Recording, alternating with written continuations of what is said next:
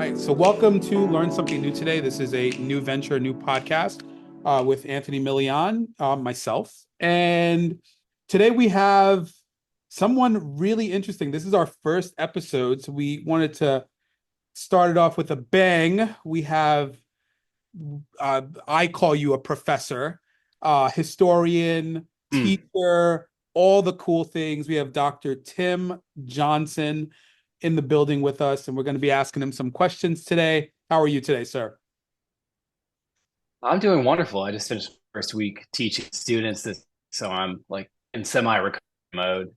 I'm doing well considering.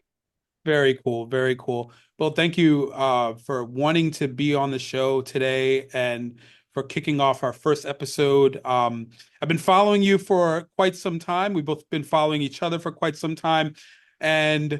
you're far more of an expert than I am. I didn't go to school for history. Um, I've been a history buff, but you not that I don't know what I'm talking about, but you know what you're talking about. Um, so tell us a little bit about your background and like how you got started with history and learning about history, and let's go from there. Well, thank you so much for having me on. I think you're selling yourself short, saying that you're not very. I love it. I love all your videos, and it's been really encouraging because I kind of had an itch to get on social media and start talking about history, but I don't know how to do that sort of thing. So when I got on there and everybody's like, "Oh, you need to follow Anthony. Like you have to get on there and um, see how it's done." So I really appreciate your tutelage. But yeah, I was kind of born into history. My dad's a big history buff. He was like a lawyer, but grew up just loving history, and family history is really big in my family. My family's from Chicago. My mom's family's from Michigan. My dad's family's from Chicago. So I was born into a family that has lots of lore. Like today, for example, my students came in, and I have this letter, the paper, like the naturalization papers of one of my ancestors who came from Norway. Um, and it's been saved in my family, and saying this person renounces their allegiance to the king of Norway and is now an American citizen. And so there's like documents like that hanging around at Right. my house. So I love showing that to my students though, because I teach a demographic where there's tons of people who are, I had a kid arrive from Venezuela in my class today. Like he just showed up, and to be able to say, yeah, look, everybody's we're all part of this American story. So that's, even though that was several generations ago, it's very much like kind of part of our identity. Um, so my love of history is I just always love reading. And I think like there's like I was trying to think about it today about what moment it was in my life where I kind of knew I wanted to be a historian. And I can kind of pinpoint this moment when I was on a family road trip in I think it was my freshman year of high school. And we were driving from Chicago to Savannah, Georgia. And we stopped at this rest stop, and there was a sign, and it said Jefferson Davis Memorial, and it was like 10 miles off the highway. And so my dad and I looked at each other and said, "Well, let's see what that's all about." And so we drove off the interstate, and it's right near the Abraham Lincoln birthplace. And we drove there, and there's like an obelisk. It's like the Washington Monument. It's this massive obelisk in rural Kentucky, kind of near the Tennessee border. I wrote down the name of the town. I can't. Fairview, Kentucky, which I don't think has much else going on aside from this Confederate monument. And we stopped there, and it was on a weekend, and it was this huge kind of gray, like drab, unkempt Confederate memorial that's the size of the Washington. Not, it's maybe aspires to be as big as the Washington Monument, but we were looking at it and just kind of saying, "Huh, this is odd." And it was surrounded by low income like government housing, and it was just people out in the weekends barbecuing, mostly people of color, surrounding this Confederate monument. And I just remember thinking like this is really a weird place and a weird thing to have this neighborhood that was mostly a largely black neighborhood that was like at the center of it was this monument to Jefferson Davis. And I remember just not having the words for it or kind of realizing it, but just seeing how incongruous this was at that moment and just thinking like, this is just, America's an unusual country. There's a lot going on there. So that was a moment that I've kind of like looked back at that and I was like, that was maybe one of the moments where I realized I really wanted to be a historian. But I went to college, I studied history. I ended up getting a PhD in history at the University of Georgia. And I can talk about my research and things like that there. But I was fascinated in the history of Reconstruction and the kind of the post-Civil War era, what happened to the freed people after the Civil War. And those were kind of the questions I came in with. What happened? How did the country put itself back together? What did that look like? And I think it kind of almost traces back to that moment, seeing this Confederate memorial, which is sort of funny, just considering how present those conversations have been in the last few years since George Floyd. It's they've only become more poignant in the last few years. Right. Right. So in your opinion, what are the most critical historical events that have shaped America in the way it is today?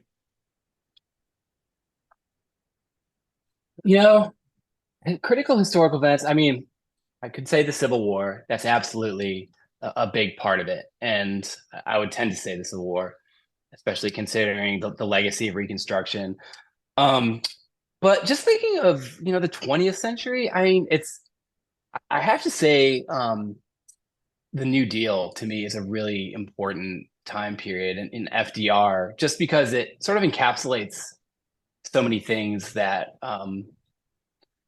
America has aspired to do. America has, semi-succeeded at doing, and some of the things that it hasn't succeeded. Just this moment of absolute crisis when the Great Depression happened, and electing somebody who was full of hope and sort of radiated positivity. He built this huge political coalition that brought together white Southern, segregationists, people of color from across the country, immigrants. All these people voted for this guy because they knew that he was kind of swinging for the fences, and they tried lots of experiments out, and some of them are things that have really important legacies that built some of the infrastructure of daily life, like government healthcare, social security, things that we sort of expect government to do now that it hadn't been doing up until that point.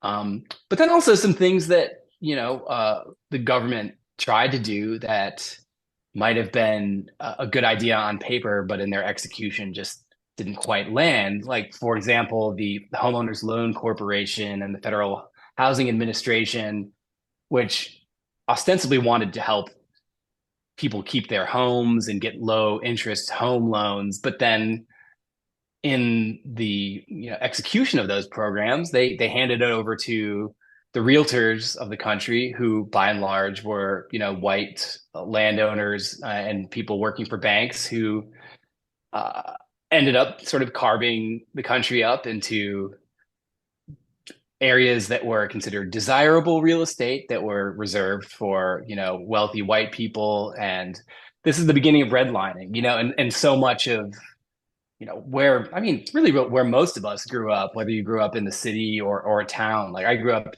in Evanston, Illinois, just north of Chicago, and it's the legacy of those things is just like right at the surface of what our communities look like now. And these are sort of legacies of a big government program many generations later, but we're still sort of untangling all of these things.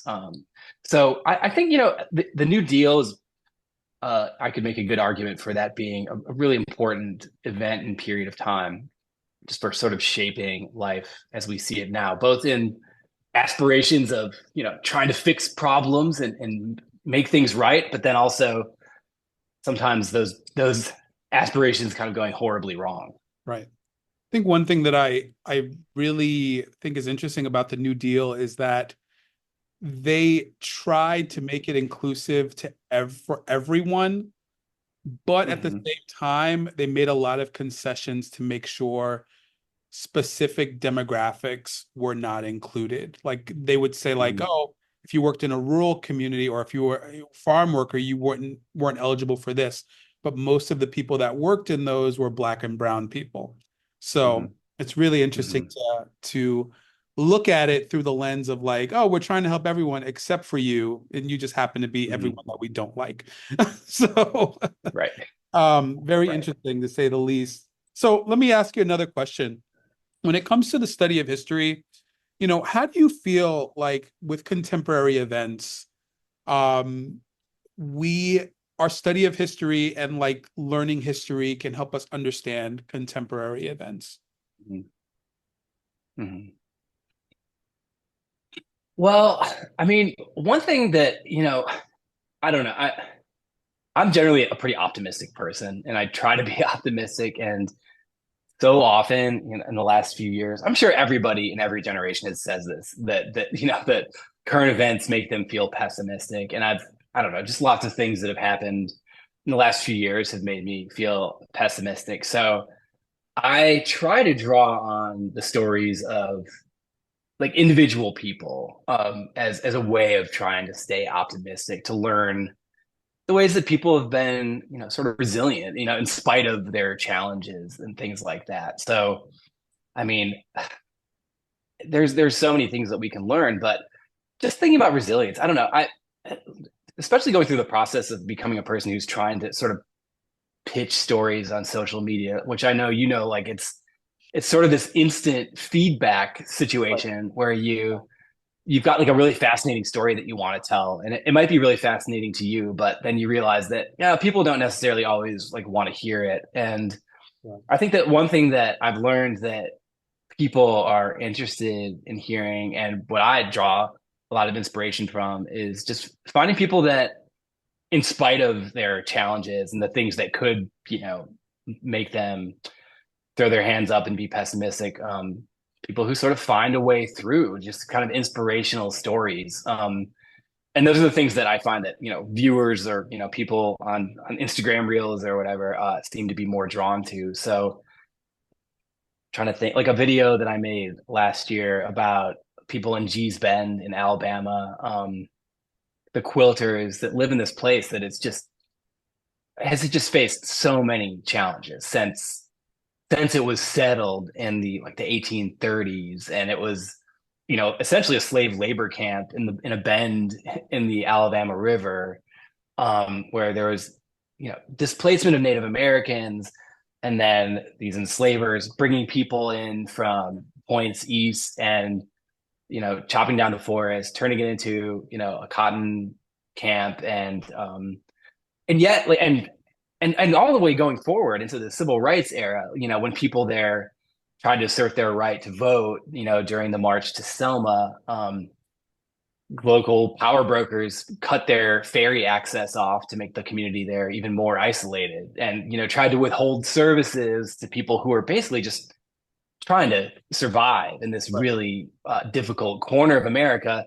And yet, here's this community that has made some of the most incredible art that America has, distinctive and beautiful art that America's ever produced, in spite of just these complete, just enormous challenges. So, finding stories like that, that's one big thing I take away from history. Is just like learning the resilience of people, that the way that they kind of push back against some of these sort of hopeless tides of history. It's Right. something that I really, draw a lot of inspiration from. Absolutely. One thing I find really interesting is how often history repeats itself and we don't realize it because we don't Mhm. like know. I mean, I guess like if you don't have the time to really, or if you don't have the desire to really learn history, you're not going to realize Mhm. it's repeating itself. Like I was looking at the Democratic Convention of like the 1968, I believe, and looking at it Yeah. Mhm. like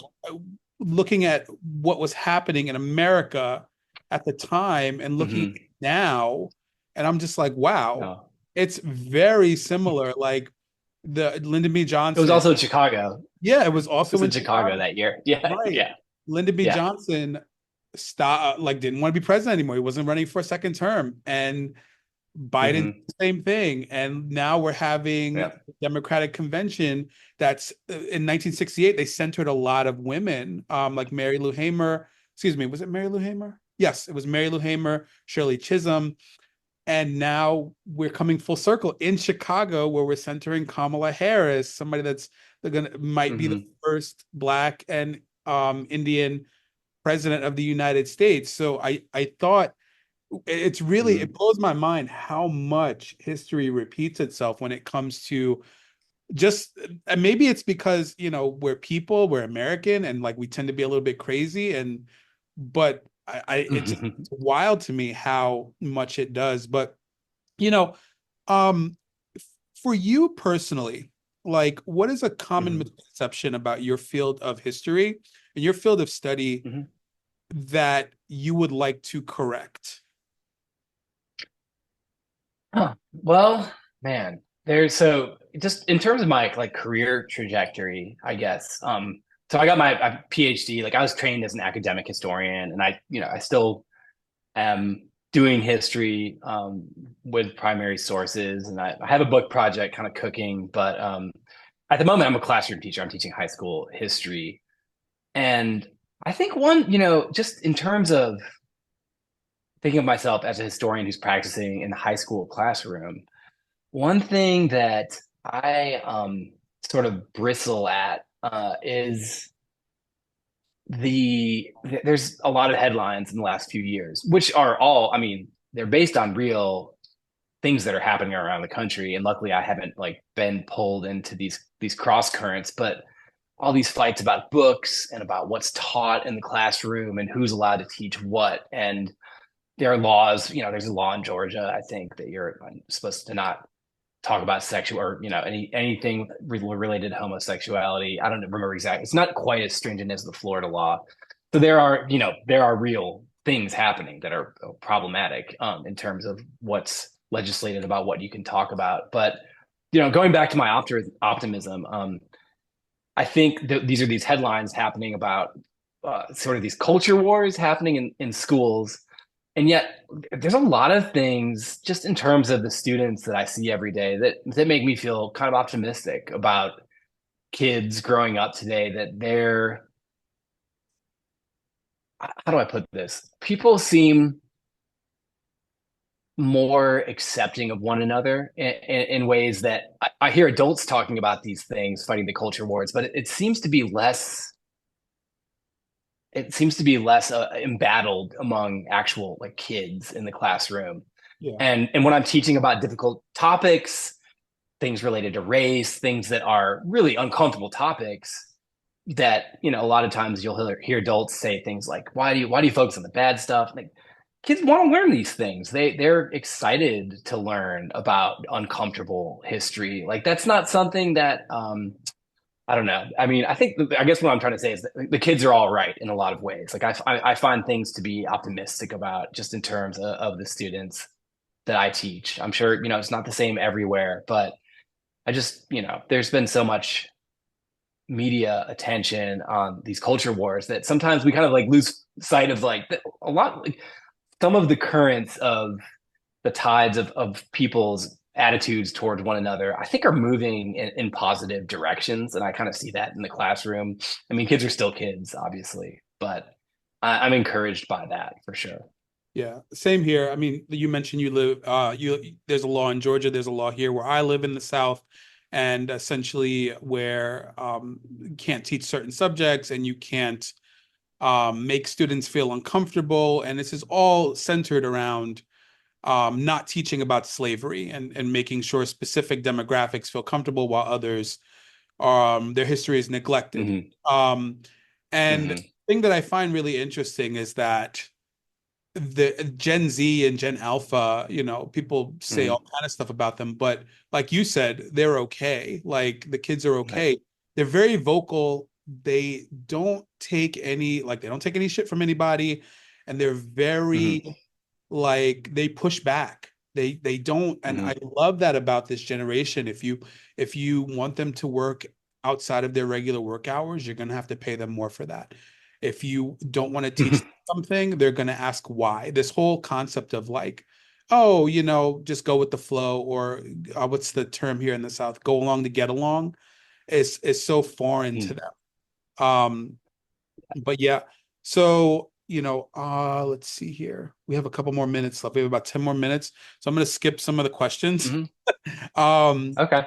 so, you know, um, what are some primary sources that you use for research when it comes to, your, if somebody was to come and like, hey, I want to be a historian, but I don't have time for the academia, what are some primary resources that you would consider using? It's so dependent on what a person's interest is or what their interests are. So it's really just like, follow whatever your passions are. And that's one of the great things about history today is that it encapsulates so many, there's such a wide array of sub disciplines. I mean, if you're into like gender, if you're into art, if you're into the history of race, if you're, I was really interested in the history of the environment, and I ended up finding all sorts of really unusual documents. Like I found documents that were um, sort of promissory notes related to debt that sharecroppers accumulated for borrowing money to buy fertilizer in the years after the Civil War. So if you're a cotton farmer, you really to grow cotton in the 1870s and 80s in the South, people were using fertilizer, imported fertilizer for the first time. And the first fertilizer that was imported to America was guano. It was like bird droppings that came from South America. And so there was a document called a guano note that people had to sign that basically said you're putting your entire economic like life signing on the line at the beginning of the year, signing away your economic life in order to borrow money to buy bird dung. And Yeah. then at the end of the year, this was something that a landowner could use to deny your access to credit, to do basically whatever they wanted to. It was part of this whole sharecropping system, but borrowing money literally to buy crap, Right. which I was, and in fact, it was like one of the largest sources of debt among cotton farmers after the Civil War. And I hadn't heard anybody talk about it before. So like, when you start digging into whatever your specific interest of history is, you're going to find these unusual things. So it's never been easier to dig up primary sources, to get online. Like there's so much great digitized information. So, I mean, the main piece of advice would just be like find whatever it is you're passionate about, and then start looking.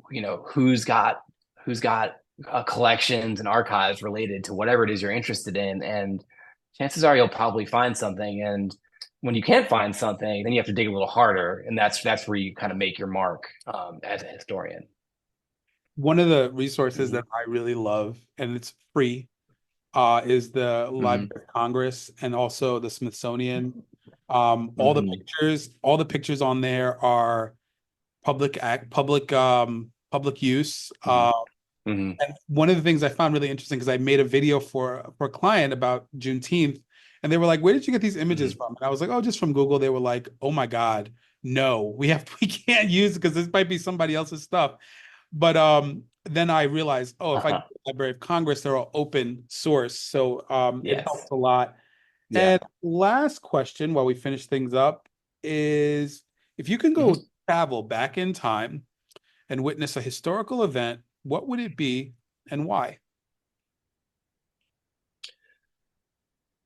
I'm supposed to like say like the assassination of Lincoln or like meet Jesus or something, but um, I think there's like a mystery in my family. My great grandfather disappeared in 1916 in Idaho, and I'm just sort of curious. Like he either took all the family's money and like disappeared, or he drowned in a river, and it's really unclear whether he died, like whether he was a crook or whether he was a guy who was like trying to go buy a team of horses for the family. And so it's a really personal thing. It would just like settle this long-standing family mystery if I could figure out what happened to great grandpa Jack. So it's not as big as and ambitious as like meeting a famous person. It's more just like it's this sort of unsolvable, intractable family mystery that I'm really curious about. That is so cool. Because it's really interesting because Yeah. there was a massacre in Puerto Rico, and I was talking to the family historian. She lives in Puerto Rico, and she said that some people in our family they, after the massacre, they left the part of the island and went elsewhere. So what you'll see in the history records is like all these the same first names in the census, but different last names. And Hmm. like it's not that people like they died or anything, they just moved and changed their names. Huh. So it's really interesting to see. And I wonder like a lot of times like how often that happened where people like were said to have disappeared, but really they just Yeah. went somewhere else and they went because they went 2 counties over and just like Hmm. changed their name. And back then travel is not like how it is today. Like I can drive to Atlanta in 2.5 hours. And Hmm. like, back then it would be 5 days, and I might die in the Hmm. process of Yeah. dysentery. So Yeah. Yeah. yeah, Yeah. it's really, really interesting to see. Well, Dr. Tim, thank you for being here. One last thing, if Mhm. people want to find you, if they want to engage with your content, where do they find you? Shout yourself out. Just look me up. I'm Dr. Tim's History on Instagram or YouTube or I was gonna say Twitter. No, TikTok. I was gonna say, yeah, TikTok. So Dr. Tim's History is the best place to find me, and there's links there. So please do look me up. Awesome, awesome. Well, thank you again. Take care, okay? Thanks a lot. Something New Today is a podcast where we intersect culture, education, and influence. I'm your host, Anthony Modesto Milian. If you'd like to be a sponsor of our show, please hit us up. We're always taking those. Take care of yourself and each other.